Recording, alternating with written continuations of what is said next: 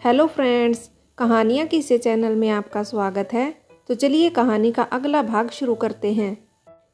Friends, पिछले भाग में हमने पढ़ा था काकी नंदनी को सांत्वना देती है। चुप हो जा नंदनी, अपना जी न बार, देखना सुरेश जरूर आएगा, मेरा मन कहता है। तेरी ये सच्ची श्रद्धा उसे खींच ही लाएगी तेरे पास। काकी ने नंदनी को हौसला देते हुए कहा। श्रद्धा श्रद्धा खींच लाएगी काकी? नंदनी ने शांत होकर टकटकी लगाए हुए पूछा। हाँ बेटा, श्रद्धा सबसे बड़ी चीज है, काकी ने कहा। अच्छा हाँ हाँ काकी, वही श्रद्धा ना जो मेरे बच्चों को आज मेरे पास खींच लाई। देखो न कितने प्यार से लाई है काकी, मैं कितनी खुश हूँ। नंदनी की पीड़ा इस वक्त उसके सिवाय कौन जान सकता था। काकी के आंसू लुढ़क आए। वो एक बगल में जाकर अपने पल्लू में मुंह छुपाकर रोने लगी। तो चलिए फ्रेंड्स, अब आगे शुरू करते हैं। तभी बाहर से किसी रिक्शे के रुकने की आवाज़ सुनाई दी। बाकी लोग बाहर देखने लगे। लगता है कोई आ गया है, काका ने कहा। कौन है काका? एक औरत ने झांकते हुए पूछा। बाहर से एक बहुत ही लंबा तगड़ा आदमी अंदर आया, जो देखने में काफ़ी पैसे वाला मालूम हो रहा था। उसकी आंखें लाल थी, चेहरा मुरझा गया था। वो जा रोहन की लाश के पैरों में लेटकर रोने लगा, मगर आवाज़ बहुत धीमी थी। वो एक पिता का रुदन था। एक पिता जब रोता है तब चीख कर नहीं रो पाता। क्या करे, ईश्वर ने उसे दुख निकालने के लिए पर्याप्त आंसू भी नहीं बख्शे हैं। उसे पीड़ा को कह देने वाले शब्द नहीं दिए हैं। हृदय कोमल बनाकर दुख गाढ़े दे दिए हैं। दुख की बहने का कोई मार्ग नहीं दिया है। पीछे से एक लाल रंग की साड़ी पहने हुए औरत आई, जो देखने में बला की खूबसूरत थी। उसकी आंखों में एक बूंद अफसोस की नहीं थी। ये कोई मूरत थी या औरत? एक औरत तो दुश्मन के दुख में भी पिघल जाती है, मगर इस स्त्री की जड़ता देखकर तो ईश्वर भी भ्रमित हो उठे। बंद करो ये ड्रामेबाजी। सुख से मेरे पास थे बच्चे, चैन नहीं पड़ता था। बार बार फोन कर करके कान फोड़ दिए थे। अब हो गई शांति? कैसी कुलक्षणी है तू, अपने ही बच्चों को खा गई। कहते हुए वो औरत अचानक जड़ से फूल हो गई। उसकी आंखों से आंसुओं की धाराएं बहने लगी। हाय मेरा रोहन, कितने शौक से पढ़ाया लिखाया था, इस साल इंटर पास करता मेरा बच्चा। भले ही सोतेला था, मगर कभी इस माँ ने अपनी ममता नहीं छोड़ी। अब कौन देगा मुझे मेरा रोहन? कौन? हे भगवान, न जाने इस घर को किसकी नज़र लगी है। एक के पास बाल बच्चे न हुए, एक के पास ईश्वर ने रहने न दिए। काकी बोली। काकी चुप हो जाओ अब तुम, वरना हमसे बुरा कोई न होगा। ईश्वर परमात्मा आत्मा जो है वो है सुरेश। उसे मैंने कौन सा सुख न दिया था। ये उसी के पाप का नतीजा है जो मैं भुगत रही हूँ। उसने मुझे 3 बच्चों के साथ भूखा मरने के लिए छोड़ दिया, मगर अब नहीं, उसके पापों की सजा उसे मिलेगी। ये नंदनी अब काली बनेगी। नंदनी दहाड़ उठी थी। उसका ये रूप शायद ही किसी ने देखा होगा। बिजली कौंध गई थी, आसमान फिर फटने को था। अब ये कैसा संकट है? आज की रात तो भयानक है बहुत। एक औरत बिजली की कड़कड़ाहट सुनकर बोली। वहीं शोक संध्या चल रही थी। नंदनी की जेठानी राखी बच्चों की लाश के पास पड़ी रो रही थी। नंदनी अपने कमरे में न जाने क्या करने गई थी। ये रात किसी तरह कटे, बड़ी मनहूस रात है ये। मुझसे तो ये सब देखा नहीं जाता। जिनको आंगन में खेलता देखा है, उनको ऐसे देख पाने की हिम्मत न जाने कैसे कर पा रही हूँ मैं। रणधीर तुम कुछ करो, मुझसे नहीं देखा जा रहा ये सब। राखी का गला रोते रोते खराब हो गया था। उसकी आवाज़ भारी लगने लगी थी। वो अपने पति की ओर आशा भरी नज़रों से देखती हुई बोली। राखी, समय को हम आगे पीछे कर पाते तो ये सब नहीं देख रहे होते। थोड़ा धीरज रखो, सुबह होने में समय है अभी, रणधीर ने राखी को समझाया। तभी अचानक नंदनी अपने हाथ में बैग लेकर निकली। उसने साड़ी बदल ली थी। उसका चेहरा भाव शून्य था। सभी उसे प्रश्नवाचक निगाहों से देख रहे थे। आखिर इस समय इस स्थिति में नंदनी ये क्या करने जा रही थी? उसके दिमाग में क्या चल रहा था? नंदनी, अब ये तुम्हारा क्या नया नाटक है? चैन नहीं मिला तुम्हें अभी भी? सब कुछ खत्म करने के बाद भी तुम तमाशे पर उतरी हो? राखी ने अपनी वजनदार आवाज़ में नंदनी को नफरत भरी निगाहों से देखते हुए कहा। ये तमाशा तुम भी करती अगर तुम राखी नहीं बल्कि नंदनी होती। जो मुझ पर बीती है वो तुम कभी नहीं समझ सकती, क्योंकि तुमने वो नहीं खोया जो मैंने खोया है। नंदनी ने बिना राखी को देखे हुए कहा। नंदनी, हम जानते हैं तुम कितनी परेशान और दुखी हो, मगर ये जो तुम कर रही हो इस वक्त सही नहीं है, रणधीर ने नंदनी को समझाते हुए कहा। नंदिनी ने तीखी नज़रों से रणधीर की ओर देखा और बोली, आप तो रहने ही दे तो अच्छा होगा। अगर आपने पहले मुझ पर विश्वास किया होता, अपनी पत्नी की बातें न मानी होती तो ये सब जो खेल हो गया है नहीं हो पाता। जब खुद कुछ न कर पाए तो आपको कोई हक नहीं है मुझे समझाने का। मैं जो करने जा रही हूँ वो करके ही दम लूँगी। वैसे भी अब मेरे जीवन में पाने और खोने के लिए कुछ नहीं बचा है। नंदिनी की बातें सभी लोग हैरानी से सुन रहे थे। अचानक वो आगे बढ़ने लगी तो फिर कुछ लोगों ने उसे सवाल किए और रोकने की कोशिश की। कम से कम अपने बच्चों को आखिरी बार विदा तो करती जाओ नंदिनी।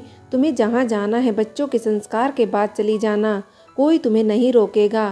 काका ने पीछे से पुकारते हुए कहा, अरे काका जी, ये सब इसके नाटक हैं। ये तो पहले ही चाहती थी कि किसी तरह इसे इन सब चीज़ों से छुटकारा मिले, वरना हमारे देवर जी ऐसे नहीं थे। वो सिर्फ और सिर्फ इसकी हरकतों से तंग आकर भागे हैं। राखी ने पीछे से तीर सा छोड़ा। नंदिनी ने राखी की बात को नज़रअंदाज करते हुए काका से कहा, काका अब मेरे बच्चे नहीं रहे। जब मैंने इनके मरे हुए चेहरे देखे थे तभी संस्कार हो गया था इनका। मैं किसी औपचारिकता में अब भरोसा नहीं रखती। जो सामने है वही सत्य है। आप सबको जो करना है इन लाशों के साथ कीजिए। मैं जा रही हूँ। अब कोई मेरे साथ अपना वक्त बर्बाद न करे। मगर जा कहाँ रही है नंदिनी? रात बहुत गहरी हो गई है। इस तरह अकेली जाएगी? कोई अनहोनी हो गई तो? काकी ने कहा। काकी, जो होना था हो चुका। इसके बाद जो होगा उसका मुझे कोई डर नहीं है, नंदिनी ने कहा और अपने पैर दहलीज से बाहर उतार दिए। सभी लोग एक गहरा मौन लिए जाती हुई नंदिनी को देखते रहे। धीरे धीरे नंदिनी उन सभी की आंखों से ओझल हो गई। नंदिनी के घर में अब कोई नहीं रहा, न उसके बच्चे, न पति, न वो। बची केवल दीवारें और छत। छत के नीचे सभी पराए थे। पता नहीं कहाँ जाएगी बेचारी, काकी ने अपने आंसू पोंछते हुए कहा। इस जैसी औरत मैंने कहीं नहीं देखी। कितनी ढीठ है, कैसी बातें बताकर गई है, सती सावित्री कहीं की। राखी ने अपने दांत पीसते हुए कहा। नंदिनी आज उस गांव से विदा ले रही थी जहां आने के लिए उसने कितने ही सपने सजाए थे। वो यहाँ आई तो सुरेश के साथ थी, लेकिन शायद ही उसने कभी सोचा होगा कि वो इस तरह खुद को खाली करके लौटेगी। रात अंधेरी थी, गांव था और गांव में रात के टाइम कुत्तों का बड़ा आतंक रहता है। नंदिनी इतनी रात को आज शायद पहली बार ऐसी सुनसान सड़क पर उतर रही थी, मगर उसके अंदर से जैसे सारा डर ढह गया था। उसे किसी आवाज़, किसी साए, किसी शराबी का डर नहीं था। वो बस चलती जा रही थी। उसके सिर पर हमेशा सजा रहने वाला घूंघट भी हट चुका था, बाल खुले हुए थे। अब वो गाँव के बाहर बस अड्डे पर खड़ी बस की राह देख रही थी। वो खुद भी नहीं जानती थी कि कोई बस आने वाली है भी या नहीं, मगर तभी सड़क पर फैलती रोशनी दिखाई दी। नंदिनी की आंखों ने उस ओर देखा। उसने खुद को मजबूत करने के लिए एक लंबी सांस ली। कुछ ही सेकंड्स में वो बस नंदिनी के सामने खड़ी थी। अरे मैडम, जल्दी कीजिए, बस से लटके कंडक्टर ने नंदिनी से कहा। नंदिनी पीछे मुड़कर अपने गांव को देख रही थी। पता नहीं वो जो कर रही थी सही था या गलत। नंदिनी कंडक्टर की आवाज़ सुनकर बस पर चढ़ गई। बस में ज़्यादा पैसेंजर नहीं थे, इसलिए नंदिनी को सीट ढूंढने में टाइम नहीं लगा। वो एक विंडो सीट पर जाकर बैठ गई। रात के अंधेरे में भी वो चलती हुई बस से अपने गांव को देखने की पूरी कोशिश कर रही थी।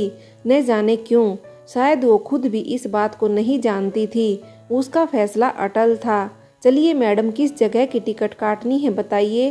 कंडक्टर अपनी एक डायरी और पेन लेकर नंदिनी के पास आया और बोला। नंदिनी ने पहले कुछ सोचा और बोली, रेलवे स्टेशन जाना है भाई साहब। क्या?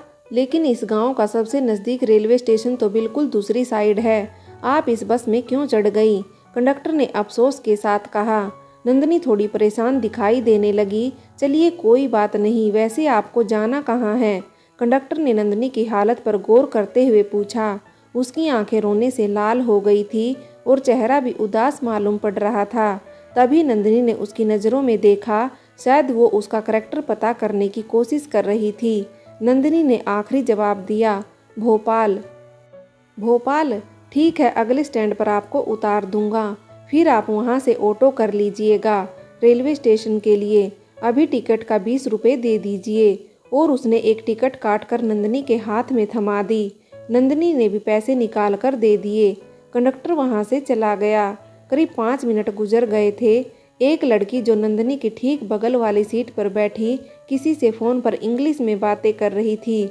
उसने टाइट ब्लैक जीन्स के ऊपर वाइट कलर की शर्ट पहनी थी। उसके बाल खुले हुए थे जो उसके कंधे तक आते थे। उसका चेहरा बालों की वजह से साफ साफ नज़र नहीं आ रहा था, जिस पर कई बार नंदिनी का ध्यान चला जाता था। अब उसने एक गहरी सांस ली और सीट पर सिर टिकाकर लेट गई। थोड़ा ही टाइम हुआ था कि तभी बस रुकी और नंदिनी की आंख खुली। मैडम, आप इसी स्टैंड पर उतर जाइए, कंडक्टर ने नंदिनी से कहा। नंदिनी ने हाँ में सिर हिलाया और अपने बैग के साथ नीचे उतर गई। उसी के पीछे कान से फ़ोन चिपकाए हुए वो लड़की भी उतरी। नंदिनी यहाँ वहाँ आंखें घुमाकर रिक्शा तलाश रही थी। उसी से कुछ दूरी पर वो लड़की भी खड़ी हुई थी और वो भी शायद किसी का इंतजार ही कर रही थी। कुछ ही देर में एक कार आकर उस लड़की के सामने रुक गई। ओफो राजीव, तुम ना सच में पागल हो। मैं कह रही थी ना मैं ऑटो कर लूँगी, और तुमने मुझे बताया भी नहीं कि तुम मेरे पास ही आ रहे हो। तुम बहुत शातिर हो। कार में बैठे एक हैंडसम और यंग दिखने वाले लड़के से उस लड़की ने कहा, कमोन माही, कभी तो मुझे मेरा हक पूरा करने दिया करो। चलो अब जल्दी आओ, मैं तुम्हें स्टेशन छोड़ता हूँ। ट्रेन अपने करेक्ट टाइम पर है। थोड़ा भी लेट हुआ तो आज रात तुम्हें मेरे घर पर ही रुकना होगा। उस लड़के ने मुस्कुराते हुए कहा, ओ नेवर, मुझे ये सब झंझट नहीं चाहिए। माही कार का गेट खोलते हुए बोली। तभी उसकी नज़र नंदिनी पर गई जो अभी भी ऑटो का ही बेसब्री से इंतजार कर रही थी। हेलो, माही ने नंदिनी को पुकारा। उसने माही की ओर देखा और थोड़ी सहम गई। यस यू, माही ने कहा। नंदिनी उसकी बात बिल्कुल नहीं समझी। ओफो, यहाँ आओ बाबा, लड़की ने अपना सिर पीटते हुए बड़ी प्यारी आवाज़ में कहा। नंदिनी उसके पास गई। मैंने सुना था जब तुम टिकट कलेक्टर से रेलवे स्टेशन जाने की बात कर रही थी। मैं भी स्टेशन ही जा रही हूँ। तुम चाहो तो मेरे साथ चल सकती हो। नहीं नहीं, हम ऑटो से चले जाएंगे, धन्यवाद। नंदिनी अभी भी नर्वस लग रही थी। ऑटो का वेट करोगी तो ट्रेन निकल जाएगी। तुम मुझ पर ट्रस्ट कर सकती हो, माही ने नंदिनी की आंखों में देखते हुए कहा। माही, टाइम हो रहा है यार। तभी कार के अंदर से राजीव की आवाज़ आई। ठीक है, हम चलते हैं, नंदिनी ने सिर हिलाते हुए कहा। माही ने कार का गेट खोला और नंदिनी को अंदर जाने का इशारा किया। जब वो बैठ गई तो माही राजीव के बगल वाली सीट पर चली गई। कार धीरे धीरे अपनी फुल स्पीड पर आई। नंदिनी खुद को बहुत नर्वस फील कर रही थी। राजीव और माही में हंसी मजाक चल रहा था। वैसे माही, तुझसे एक बात कहूँ यार, राजीव ने कार ड्राइव करते हुए पूछा। श्योर, माही ने अपने बैग से कुछ खाने के लिए निकाला और राजीव के मुंह में डालते हुए बोली। तू इतनी अच्छी लड़की है, मैं तुझे इतना प्यार भी करता हूँ। मेरी बात मान क्यों नहीं लेती? देखना, मैं तुझे हमेशा खुश रखूँगा। राजीव ने स्टीयरिंग संभालते हुए माही का हाथ एक हाथ से थामते हुए कहा। राजीव, प्लीज़ मुझे अपनी लाइफ जीने दो। मैं बहुत खुश हूँ जैसी भी हूँ। मैं तो तुम्हें यही सजेस्ट करूँगी कि तुम किसी शरीफ लड़की से शादी करो और खुश रहो, माही ने कहा। नंदिनी को भी न चाहते हुए उन दोनों की ओर बातें सुननी पड़ रही थी। तू शरीफ नहीं है, राजीव ने कहा। तुम अच्छी तरह जानते हो राजीव। ओके, इसका मतलब है तुम मेरे प्यार को ठुकरा रही है। राजीव थोड़ा अग्रेसिव हुआ। फ्रेंड्स, आगे की कहानी के लिए कहानी का भाग 4 देखें।